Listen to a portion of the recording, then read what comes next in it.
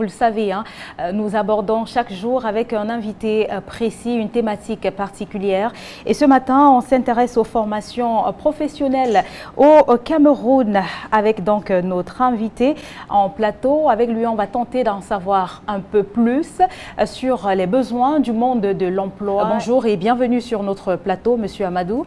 Bonjour Gladys, bonjour à tous les téléspectateurs de Equinox Télévision.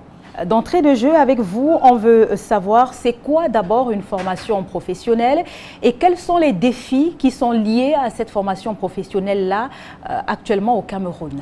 La formation professionnelle, c'est une formation qui consiste à faire acquérir aux jeunes ou à tout individu un savoir, un savoir-faire, un savoir-être, des compétences, des habilités, des aptitudes dont il en a besoin pour s'intégrer dans le marché de l'emploi. Voilà en principe quelques définitions, une définition simple qu'on retrouve dans la loi de la formation professionnelle de 2018. Donc, c'est une formation qui consiste à faire acquérir à tout individu des savoirs, des compétences, des habilités dont le but est d'assurer une main-d'œuvre compétente. Les défis ou le défi majeur de la formation professionnelle aujourd'hui reste la mise à la disposition du marché de l'emploi et à l'économie nationale d'une main-d'œuvre qualifiée, compétitive et compétente. Parce que le Cameroun aspire à être un pays émergent à l'horizon 2035 et cette émergence n'est possible qu'à travers l'industrialisation du pays.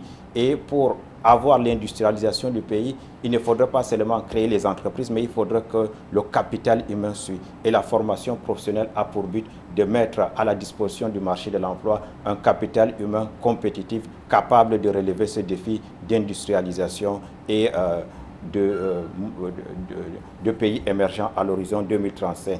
Et parmi les défis, nous avons les mutations technologiques parce que la technologie évolue aujourd'hui au jour le jour et il faudrait que la formation professionnelle s'arrime à cette mutation technologique. Au-delà, nous avons au Cameroun un problème d'accessibilité à la formation professionnelle. On dénombre en ce qui concerne les centres publics qui sont opérationnels mais qui ne sont pas encore, parce qu'il y a d'autres centres qui sont en projet, il n'y en a que moins de 10. Ce que j'ai dénombré ce matin, c'est pratiquement 9 centres de formation qui sont opérationnels. 3 centres de formation professionnelle à Douala, Limbé et Saint-Mélima.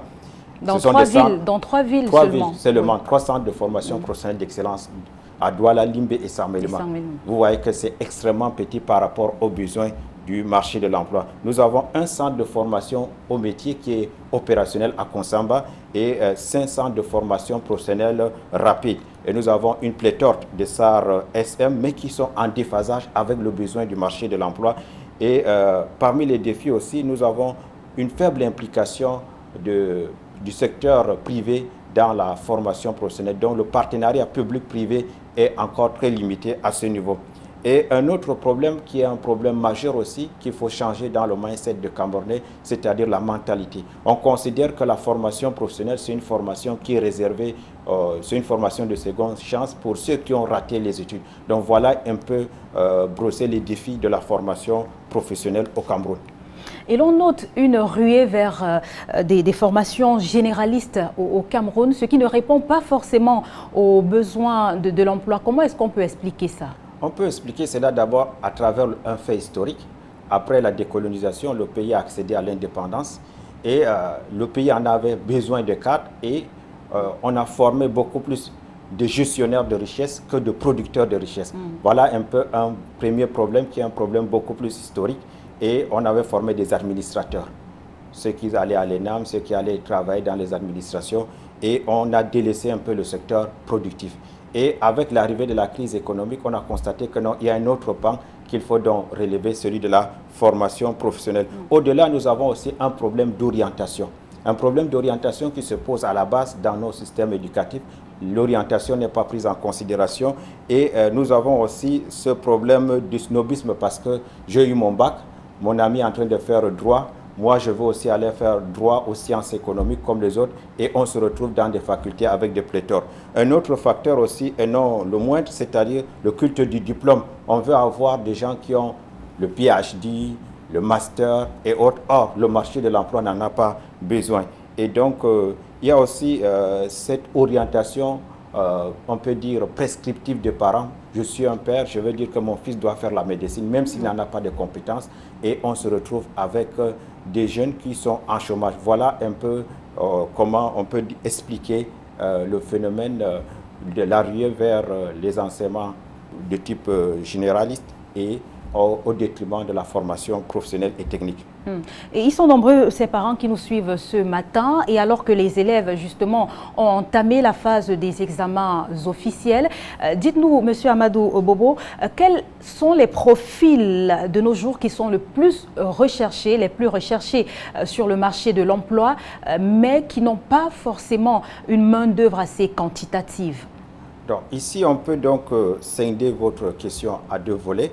D'abord, quand vous parlez de profil, moi je vois le profil beaucoup plus en termes, qu'est-ce que le marché de l'emploi recherche? Est-ce que ce sont les ingénieurs? Est-ce que ce sont les techniciens? Est-ce que ce sont les ouvriers qualifiés? Or, les universités en forment des cadres, dont les techniciens, les ingénieurs et autres. Et nous avons une masse d'ouvriers qui ne sont pas qualifiés. Et nous avons donc là au milieu cette tranche de techniciens qui manque dans les entreprises. Et donc la formation professionnelle est là pour résoudre cet aspect d'abord de ce gap entre les techniciens, les cadres qui conçoivent et ceux qui mettent en application. Il y a donc cette frange intermédiaire qui est demandée sur le marché de l'emploi et qu'on n'arrive pas facilement à mettre la main. Un autre problème maintenant, c'est-à-dire les secteurs d'activité. On peut parler du BTP parce que le Cameroun est un pays en construction. On a besoin de maçons, on a besoin de carreleurs, on a besoin de coffreurs, on a besoin des étanchéistes, on a besoin de plombiers qualifiés. Dont le secteur de BTP, c'est un secteur porteur dans le marché de l'emploi. Nous avons le numérique. Aujourd'hui, nous parlons de l'économie numérique, de la digitalisation des services. Et il faut donc une mutation vers ce domaine. Donc il y a beaucoup d'emplois dans ce domaine. Nous avons des énergies. Le Cameroun a besoin, le gap énergétique est énorme. Et il faut donc se former aujourd'hui dans les énergies renouvelables. Et le besoin à ce niveau est très, très important. Nous avons aussi l'agroalimentaire parce que nous sommes dans un pays agricole, mais on ne transforme pas, où la transformation elle est très peu. Et donc, il faudrait qu'on forme des gens dans le domaine de l'agroalimentaire pour satisfaire le besoin. Aujourd'hui, dans notre centre, par exemple, nous avons expérimenté la production de pain à travers nos céréales qui sont produites sur le plan local. Et nous sommes en train de mettre cela en application.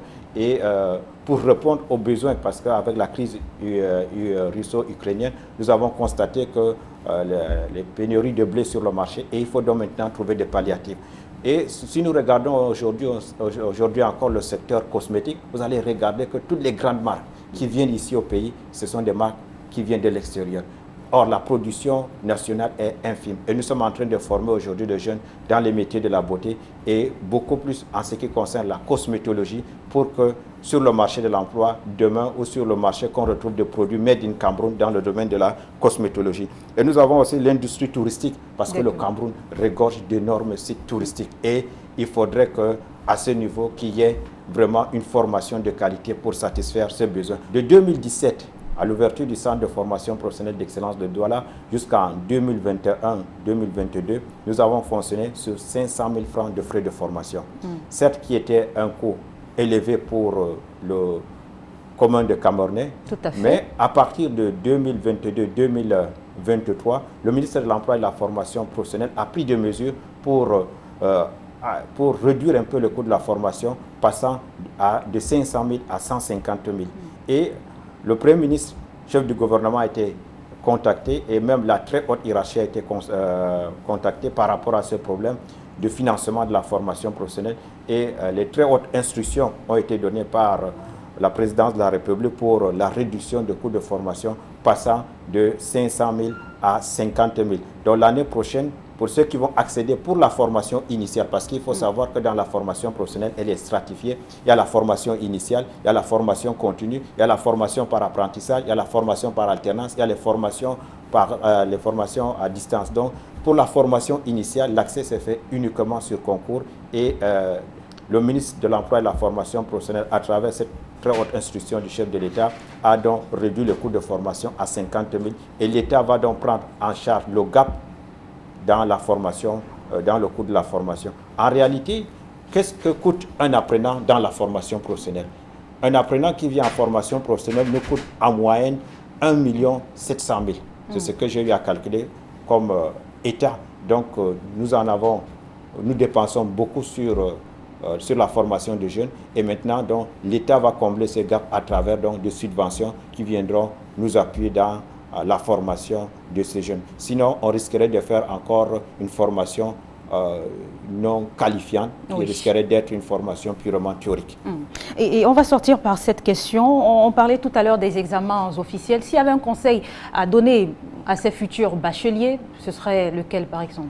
Le conseil, c'est d'abord de faire un bilan professionnel, savoir qui suis-je, quelles sont mes compétences, quelles sont mes habilités, et faire un bilan professionnel parce qu'on ne s'oriente pas au hasard.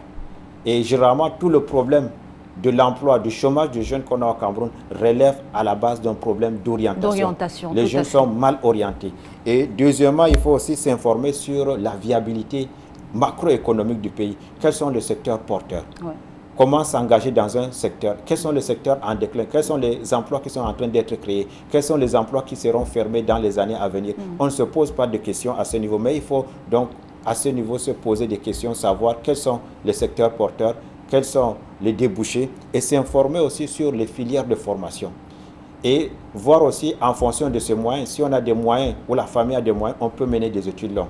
Mais si la famille n'a pas de moyens, il y a aussi ce facteur, il faut maintenant rentrer dans la formation professionnelle, faire des formations de courte durée, soit d'1 an, soit de 2 ans pour accéder au marché de l'emploi. Et au Cameroun, le ministère de l'Emploi et de la formation professionnelle a déjà mis sur pied des centres publics qui sont gratuits, qui offrent des services gratuits à tous les jeunes. Or, par le passé, pour rencontrer un conseil d'orientation, il faut passer par les lycées ou à travers l'université. Mais maintenant, le ministère de l'Emploi et de la formation professionnelle a démocratisé l'accès à l'orientation et à l'information, dont les parents peuvent se rapprocher de ces structures pour avoir plus d'informations et pour être mieux orientés. Monsieur Amadou Bobo, vous êtes le directeur du Centre de formation professionnelle d'excellence de Douala. Merci